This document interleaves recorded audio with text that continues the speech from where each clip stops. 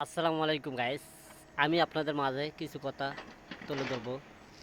আচ্ছা, আপনারা তো মালয়েশিয়া আসার জন্য অনেকজন প্রস্তুত হয়ে আছেন যে আমাদের প্রধানমন্ত্রী তারেক রহমান আসলে যদি কলিংটা খোলে তবে ভালো হবে, আর যদি এই দেশের অবৈধ মানুষকে বৈধতা দিত তবে আরও বেশি ভালো হতো। যাক যাইছে, আপনারা যে আসবেন একটি ভালো লোকের মাধ্যমে আসবেন, ওই দালালের কথা শুনে আইসেন না, পুরো বিপদে পড়বেন।